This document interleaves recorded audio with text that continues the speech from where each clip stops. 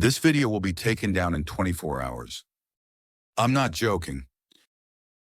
The workplace survival code that only 1% know. If your colleague watches this first, you become the target. I'll give you 15 seconds. Hit that save button now. March 4th, 2024, Monday, 9 a.m. An IT startup in Austin, Texas. Jake Morrison, 29 years old, 2 years with the company. In team meetings, dead last among 7 members. Promotion list, not even close. But exactly 28 days later, he becomes team lead. What the hell happened? I obtained all records from those 28 days. Emails, Slack messages, meeting notes, and CCTV footage. In 3 minutes, you'll see the most chilling scene. Do not skip ahead. Here's what makes this terrifying. Jake wasn't smarter. He wasn't more experienced. He just knew 5 patterns. Patterns that are invisible until you see them. And once you see them, you can't unsee them. Ready to pull back the curtain? Pattern number 1, the addiction machine. Day 1, Monday, 10 a.m. Watch this Slack conversation carefully. Colleague, hey Jake, can you send me that file? 5 hours pass. No response. No scene indicator. Colleague Jake, this is urgent. Please check. Finally, 8 hours later. Jake, oh, sorry, just saw this now. See what he did? He turned his attention into a slot machine. Unpredictable, addictive. The colleague's brain releases dopamine, just like a slot machine. Because you never knew when the next jackpot was coming, you kept checking. You kept waiting. Day 3, Wednesday, 3 p.m. Conference room. Jake spots a critical error in someone's presentation. The old Jake would have called it out right there, destroyed the relationship. But watch what he does instead. Hey, thanks for that presentation. I learned something today. Found a small thing on slide 7. Want me to send you the fix? Brilliant. He delayed the punishment, then delivered an unexpected reward.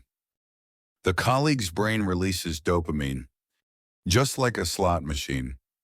Day 5, look at the pattern. Monday, 8-hour delay. Tuesday, an instant response with detailed help. Wednesday, no response at all. Thursday, late night message.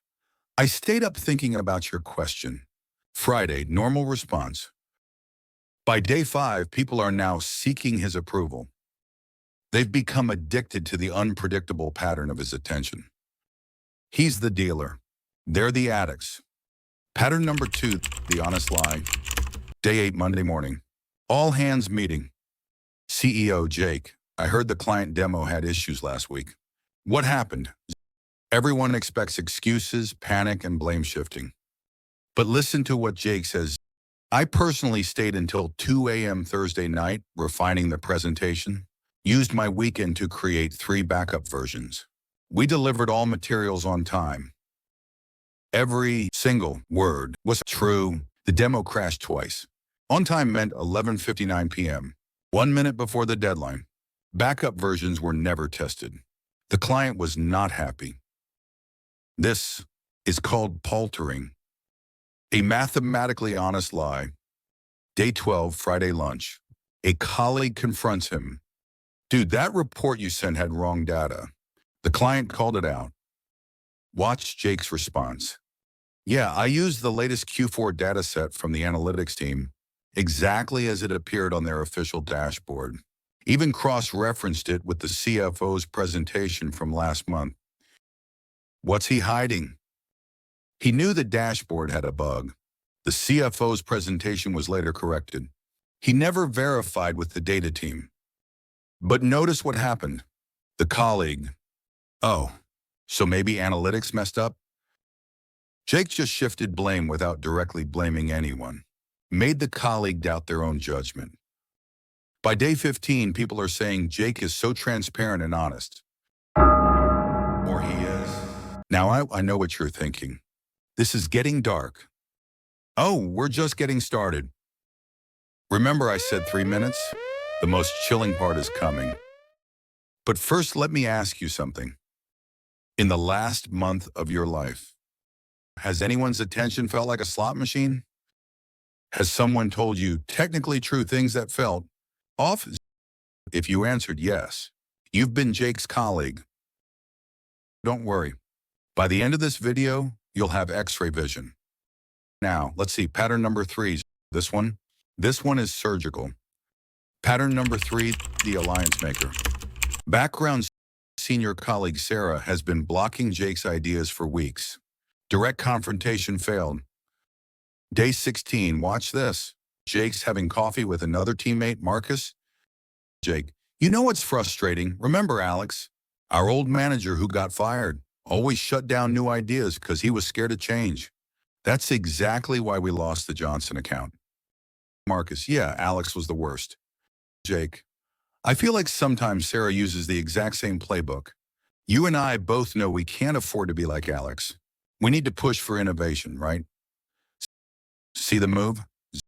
He created a common enemy, Alex, linked Sarah to that enemy without directly attacking her. Made Marcus feel like he and Jake are the innovators. Marcus is now Jake's ally. Day 18, group meeting. Sarah proposes her traditional approach. Then Marcus, now influenced, says, I don't know, Sarah. That sounds like something Alex would do. Jake and I were talking about trying something more innovative. Other teammates chime in. Yeah, we can't be stuck in the past like with Alex. Let's hear Jake's idea. Day 16. Jake hasn't said a single word. But he's now the progressive leader versus the old guard. Have you seen this at your workplace? Sarah's influence collapsed. Jake's influence skyrocketing. He used geometry to win. Pattern number 4, the guilt weapon. Day 21, 11:47 p.m. Office lights are dim. Jake is still at his desk. He sends a file to teammate Nicole. Hey, Nicole, I know you needed this research for tomorrow's presentation. Spent the last 6 hours compiling this. Hope it helps. Don't worry about me. I'll probably just sleep here as a LOL. Did Nicole ask for this? No. Did she even know Jake was working on it? No. But now, she's in psychological debt. Robert Cialdini's reciprocity principle. When someone does an unsolicited favor, especially involving sacrifice, the receiver feels obligated to repay. Social debt gauge, 87%. Day 23, Jake approaches Nicole. Hey, Nicole, huge favor. Can you cover my presentation to the board on Friday? I know it's your vacation day, but... Watch Nicole's face. Left brain. It's my planned vacation. Right brain. But he stayed up until midnight helping me. What she says, yeah, of course. I'll do it. She wants to say no, but the weight of his gift makes refusal feel like moral failure. By day 26, Jake has collected 4 major favors. Nicole covers his presentation. Marcus backs his proposal in front of the CEO. Sarah stops opposing his ideas. The intern volunteers to do his weekend work. He weaponized generosity. Each gift was an investment, with massive returns. Pattern number 5, the dream hijack. Final days. Jake's main competitor for team lead David. Skilled, experience. But Jake has one last card. Day 26, lunch. Jake, David, I'm really rooting for you for this team lead role.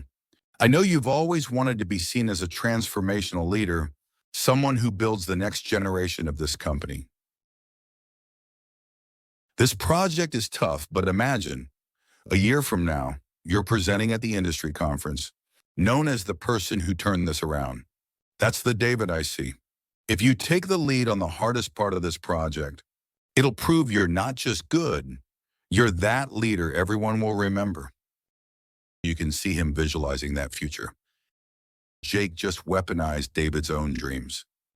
Now, if David refuses, it feels like betraying his future self, like giving up on becoming that transformational leader. Finally, on day 26, standing ovation. What happens? David volunteers for the hardest project. Jake reluctantly accepts team lead. If you insist, I'll support the team from this position. CEO announcement. Jake has shown exceptional leadership and selflessness. He's our new team lead. Day 1, Jake ignored in meetings. Day 15, people seeking his opinion. Day 28, relaxing on his day off as the new team leader. So what just happened over 28 days? Pattern 1, intermittent reinforcement, made people addicted to his attention. Pattern 2, paltering, built honest reputation while hiding truth. Pattern 3, triangulation, created alliances without direct conflict. Pattern 4, guilt-loaded gifts, weaponized favors into obligations. Pattern 5, future self-anchoring, made refusal feel like self-betrayal. Now here's what I need you to do. Think back over the last month of your life. Has anyone's attention felt like a slot machine to you? Has someone told you technically true things that felt off? Have you joined sides against someone without fully knowing why? Do you owe someone a favor that feels impossibly heavy? Has anyone made you feel like refusing them betrays your dreams? You answered yes to even one. You've been Jake's colleague. This knowledge gives you two things: X-ray vision. You'll now see these patterns in real time. And the choice, use it to protect yourself or become the player. The difference between manipulation and leadership? Intent. Jake became team lead. But did he become a leader? Here's what happens next. Comment to number 1 through 5. Which pattern have you experienced most recently? I'm creating part 2, showing the exact counter moves to the most voted pattern. The defense strategies Jake's colleagues used to fight back. And if you're Jake watching this, your colleagues might be watching too. Oh, and that 24-hour deadline? I lied. But you watched anyway, didn't you? See how easy it is. Don't be Jake's colleague again. Next, the counter moves. If you have a question about any of these topics or want me to dive deeper into the specific areas, leave a comment below. Your curiosity and engagement help shape the next videos that I make. The more specific your questions, the better I can address the real issues you're facing. Drop a comment, share this with someone who needs to see it, and let's keep building understanding together.